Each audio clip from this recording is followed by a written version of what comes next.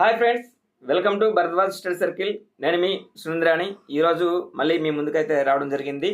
వాటి గల ప్రధాన కారణం ఏంటంటే, ఈ రోజున నేను ఈ వీడియోలో మీకు చెప్పబోయేటువంటి విషయం ఏంటంటే, ఇక్కడ ఆంధ్రప్రదేశ్ పబ్లిక్ సర్వీస్ కమిషన్, ఇక్కడ గ్రూప్ 1, గ్రూప్ 2, గ్రూప్ 3, అదేవిధంగా సచివాలయం ఉద్యోగాలు ఇవన్నీ కూడా చాలా ఏళ్ళ నుంచి రిక్రూట్ చేస్తూనే ఉన్నారు. ఓకే, మనకి సచివాలయం అనేది మనకి 2019లో రావడం జరిగింది. ఓకే, అవన్నీ కూడా ఒక లెక్క. కానీ ఒక విషయం మాత్రం ప్రభుత్వాలు ఎందుకో కానీ చాలా వరకు ప్రతి గవర్నమెంట్ కూడా చాలా వరకు కూడా అణచివేస్తున్నాయి. ఎవరిని అణచివేస్తున్నాయి అనేది మీకు ఇప్పుడు చెప్పబోతున్నాను. ఎవరిని అని అంటే, ఎస్పెషల్లీ ఒక వైద్య రంగంలో ఉండేటటువంటి వాళ్ళు. అందులో కూడా ఎవరైతే ఫార్మసీ చదివి ఉంటారో వారికి, తర్వాత బిఎస్సి ఎంఎల్టీ చేసేవారికి, అదేవిధంగా మరియు ఎవరైతే ఇంకా నర్సింగ్ చేసి ఉన్నారో వారికి కూడా, వీరి అందరూ కూడా చూడండి చెప్తా, హెల్త్ కేర్ సెక్టర్లో ఉండేవారండి. దేశానికి అదేవిధంగా రాష్ట్రానికి కూడా వెన్నెముక వంటి వారు. గుర్తుపెట్టుకోండి, ఇదంతా కూడా మీకు కావాల్సింది. ఎవరైనా సరే ఈ అందరికీ అన్నీ అవసరమే, అన్ని ఉద్యోగాలు. కానీ ఇక్కడ ప్రభుత్వ రంగంలో ఫార్మసిస్టుల పాత్ర, ల్యాబ్ టెక్నీషియన్ల పాత్ర, అదేవిధంగా ఇతర ఎవరైతే ఉంటారో ఈ నర్సింగ్ సిబ్బంది కానీ, other anaesthesia technology, cardiac department వారు కానీ, తర్వాత దాన్నే మనం ఈసీజీ టెక్నీషియన్ కోర్స్ అని అంటాం, పోస్ట్ ఈసీజీ టెక్నీషియన్ చెప్తాం. ఇలాంటివన్నీ కూడా మనకి చాలా వరకు ఉన్నాయి. ఆల్రెడీ వాటిపైన ఫిజియోథెరపీ చాలా ఉన్నాయి హెల్త్ కేర్లో. ఇటువంటి వారందరికీ కూడా ప్రభుత్వం వెనక్కి నెట్టుతుంది. ఏ ప్రభుత్వాలైనా సరే వెనక్కి నెట్టేటువంటి అవకాశమే ఉంటుంది. ఇందులో ఎక్కువగా చూసుకున్నట్లయితే కాంట్రాక్ట్ అండ్ అవుట్ సోర్సింగ్ విధానంలో మాత్రమే వీటిని భర్తీ చేస్తున్నారు.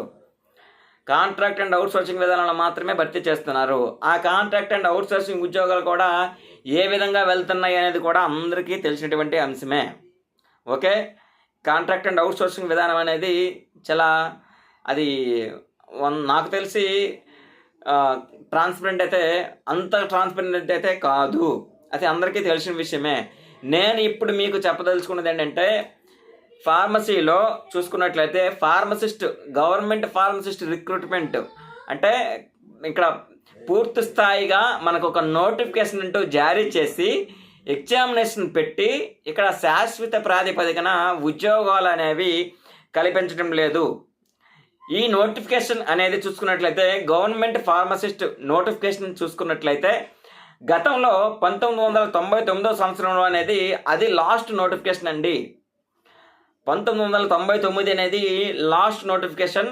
అక్కడే చాలామంది రిక్రూట్ అయ్యారు.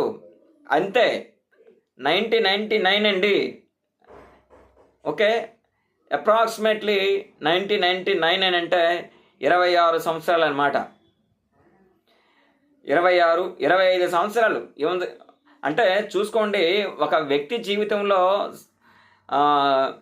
హాఫ్ ఆఫ్ ద పార్ట్ అనమాట పోయింది. ఇక్కడ ఎంతవరకు ఇలా చదువుతారు, ఎంతవరకు ఇలాగా ఫార్మసీ ఎడ్యుకేషన్ అనేది ఇలా ఉంటుంది అనేది కూడా చాలా దౌర్భాగ్య పరిస్థితిలో ఉన్నారు చాలా వరకు కూడా.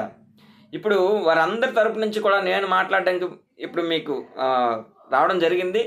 అంటే కాంట్రాక్ట్ అవుట్సోర్సింగ్ అనేది ఎక్కడ ఏం ఉంటాయి, ఏం ఉండవు అనేది కూడా ఇది తెలియదండి. ఓకే, ఎప్పుడు ఎవరిని ఎలా తీస్తారా, లేకపోతే ఆ యొక్క ఉద్యోగాలకి భద్రత అనేది కరువవుతూ ఉంటుంది. మరియు కొన్ని గవర్నమెంట్స్ చేంజ్ అయ్యేటప్పుడు కొంతమందిని తీసివేయడం జరుగుతుంటుంది.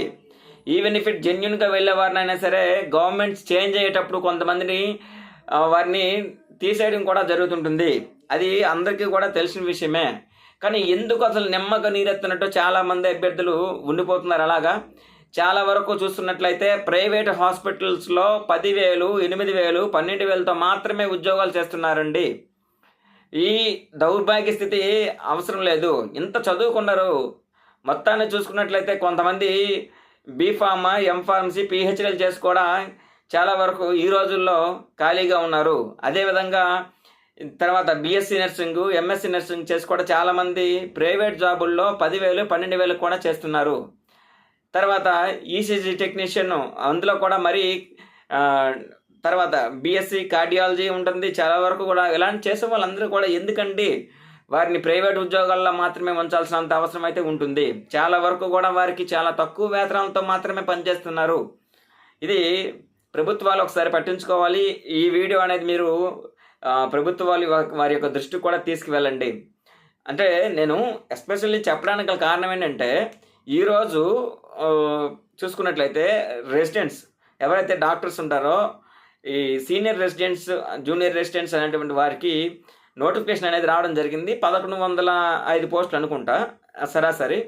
అన్ని పోస్టులు అనేవి డాక్టర్స్ అవసరం అవుతూ ఉన్నారు అని చెప్పేసి మనకి ఈరోజు నోటిఫికేషన్లో మనకి ఇవ్వడం జరిగింది. ఈరోజు ఒక నోటిఫికేషన్ విడుదల చేశారు. వారికి శాలరీలు చూసుకున్నట్లయితే 95,000 రూపాయలు అదేవిధంగా నిర్ణయించున్నారు. కానీ అంతకుమించి ఎక్కువగానే ఉంటుంది శాలరీ. వాటిలో ఏంటంటే సగం శాలరీ కాదు కదా, వాటిలో వచ్చేసరికి 25% శాలరీ అయినా సరే ఈ గ్రేడ్ 2 ఫార్మసిస్ట్ ఉద్యోగాలను ఫిల్ చేయాల్సిన అవసరం అయితే ఉంటుంది. చూస్తున్నారు.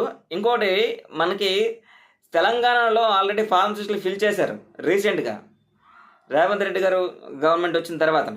అదేవిధంగా ఇప్పుడు తమిళనాడులో కూడా ఫార్మసిస్ట్ రిక్రూట్మెంట్ జరుగుతుంది.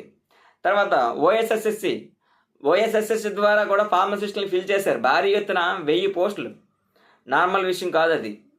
రాజస్థాన్, అదేవిధంగా జార్ఖండ్, ఓకే, ఇలా చాలా రాష్ట్రాల్లో, గుజరాత్, చాలా రాష్ట్రాల్లో డైరెక్ట్ రిక్రూట్మెంట్ ద్వారా తీసుకుంటున్నారు. ఇక్కడ ఆంధ్రప్రదేశ్లో మాత్రమే ఇలా ఉండిపోవాల్సినంత అవసరం ఏముంది? అది ఒకసారి మీరు ప్రశ్నించుకోండి. మీ మనసుకి మీరు ప్రశ్నించుకోండి. ఎందుకంటే సాటి ఫార్మసిస్ట్గా నేనైతే నేనైతే చెప్పదలుచుకుంది మీ అందరికీ ఇదే. ఇంకా నిమ్మకి నీరెత్తినట్టు ఎవరు పడతాడు అలా కూర్చుండిపోతే కుదరదు.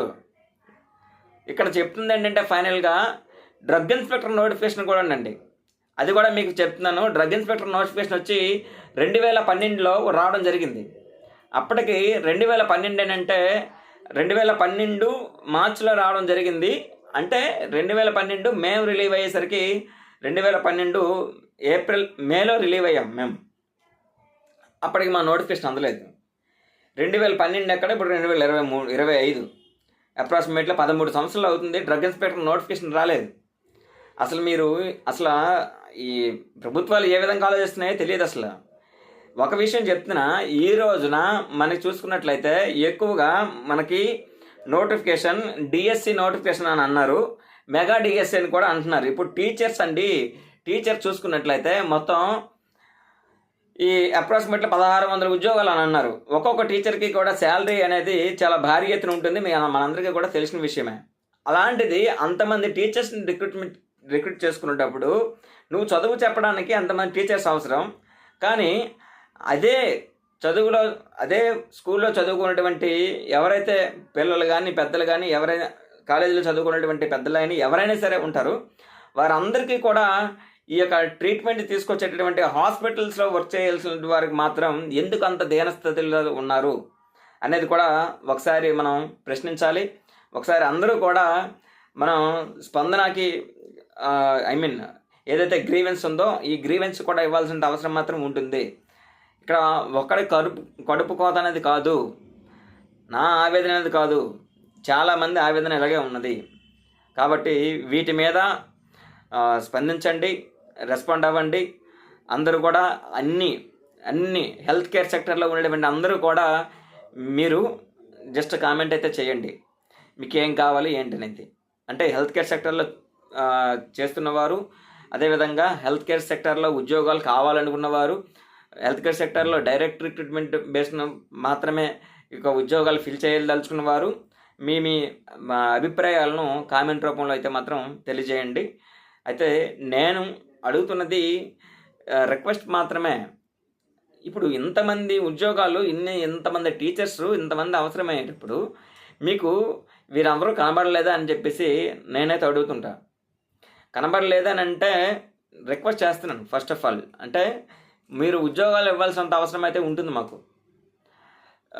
మేమెందుకు కాంట్రాక్ట్ బేసిక్లో మాత్రమే చేయాలి, మేమెందుకు మా డిపార్ట్మెంట్ల వారు మాత్రమే ఎందుకు అవుట్సోర్సింగ్ ఉద్యోగాల్లో వర్క్ చేయాలి? ఓకే, నువ్వు శాలరీ తగ్గించుకోండి, శాలరీ తగ్గించుకొని మీరు లీస్ట్ గ్రేడ్గా తీసుకోండి. ఐ మీన్ గ్రేడ్ 2, గ్రేడ్ 3 అయినా పెట్టేసుకోండి, ఏదో ఒకటి ఉంటాయి కదా. చాలా వరకు రిఫార్మ్స్ కూడా తీసుకురావచ్చు, చేంజెస్ కూడా తీసుకురావచ్చు. గ్రేడ్ 3 అయినా సరే పెట్టుకోవచ్చు. పెట్టుకునేటప్పుడు మీకు శాలరీ ఓకే, నో ప్రాబ్లం, 18 నుంచి స్టార్ట్ చేయండి, 18 దగ్గర నుంచి స్టార్ట్ చేయండి. వారికి ఒక భరోసా ఉంటుంది, రేపు పొద్దున చదువుకోవాలి, ఇలా హెల్ప్ చేయాలి, ఇలాగా పౌరులకి మా యొక్క ఈ సహాయం కూడా అందించాలి అనేటువంటి ఒక ధోరణి వారిలో కూడా ఏర్పడుతుంటుంది. ఎవరికి మాత్రం ఉండదండి. ఇప్పుడు గవర్నమెంట్కి సర్వీస్ చేయాలనేది హెల్త్ కేర్ సెక్టర్ల వరకు కూడా ఉంటుందన్నమాట. కాబట్టి మీరందరూ కూడా ఈ ఈ యొక్క విషయాన్ని మీ యొక్క వారందరికీ కూడా, ఎవరైతే ప్రొఫెషనల్ స్టడీస్ చేసేవారు, హెల్త్ కేర్లో ప్రొఫెషనల్ స్టడీస్ చేసేవారు అందరూ కూడా షేర్ చేయండి మీ ఫ్రెండ్స్కి. ఇది నా రిక్వెస్ట్ మాత్రమే. ఏదైనా కొద్దిగా చూడాలన్నమాట. మొత్తానికి ఇంత చదువుకున్నారు, ఇంతవరకు ఉంది, పరిస్థితి ఎలా ఉంది, ఇంత గందరగోళంలో ఉంది అని చెప్పేసి ఒకసారి ఆలోచించాలి ఏ గవర్నమెంట్ అయినా సరే. గత 25 ఇయర్స్ నుంచి కూడా నోటిఫికేషన్ రాలేదంటే ఒకసారి అర్థం చేసుకోండి ఎంతవరకు ఉన్నారు, ఏమవుతుంది, ఏం జరుగుతుంది, ఏం జరగబోతుంది అనేది కూడా ఒకసారి చూడండి. ఇంకంతే. ఇంత శాలరీలు ఇచ్చి ప్రతి సంవత్సరం కూడా ఏపీపీఎస్సీలోను అదేవిధంగాను మనకి రకరకాల ఉద్యోగాలు అనేవి ఇంత శాలరీలు ఇచ్చి ప్యూన్ వర్క్ దగ్గర నుంచి స్టార్ట్ చేస్తున్నారండి. ఆఫీస్ సబార్డినేట్ దగ్గర నుంచి కూడా చాలా వరకు వారికి తక్కువ శాలరీస్తోనైనా సరే పర్మనెంట్ ఉద్యోగాలు ఇస్తున్నారు. అలాంటిది నీకు ఈ హెల్త్ సెక్టర్లో ఎందుకు ఇవ్వట్లేదు? ఇంకోటి, మొన్న మనకి 2019 కోవిడ్-19లో ఇంతమంది కూడా లేకపోయినట్లయితే, హెల్త్ కేర్ సెక్టార్లో వీళ్ళందరూ కూడా పనిచేయకపోయినట్లయితే ప్రపంచం ఏమవును? ప్రపంచం అనేది ఏమవుతుంది ఒకసారి ఆలోచించండి. ఒక ఫార్మసిస్ట్ లేకపోతే నీకు మందులు సరఫరా అదేవిధంగా మందులు ప్రిపరేషను, వాటి యొక్క ఫార్ములేషన్ ఏదైతే ఉంటుందో ఫార్ములేషన్, ఇంకా ఇవన్నీ కూడా అయిపోయినట్లయితే నువ్వు అప్పుడు ఏ రెమెడీస్ మీరు తీసుకొస్తారు, ఏ అజిథ్రోమైసిన్ తీసుకొస్తారు, లేకపోతే ఈ రకరకాలైనటువంటి మెడిసిన్ అనేవి మనకి ఆ టైంలో మనం పారాసిటమాల్ కూడా ఎక్కువగా మనకి అవైలబుల్గా ఉండేది కాదు, కొరతగానే ఉండేది. అలాంటప్పుడు కూడా చాలా సేవలు అందించారు. అటువంటి వారిని కూడా పక్కన పెట్టడం జరిగింది ప్రభుత్వాలు కొన్ని. ఓకే, ఇప్పటికైనా సరే కళ్ళు తెరవాలి, అందరూ కూడా కళ్ళు తెరిచి అడగాల్సినంత అవసరం మాత్రం ఉంటుంది. Okay, thank you very much. ఈ యొక్క వీడియో నచ్చినట్లయితే మనకి ఒక సబ్స్క్రైబ్ చేసుకోండి, అదేవిధంగా లైక్ చేయండి, మీ ఫ్రెండ్స్ అందరికీ కూడా షేర్ చేయండి, హెల్త్ కేర్ సెక్టర్లో ఉన్నటువంటి వారందరూ కూడా. Thank you very much.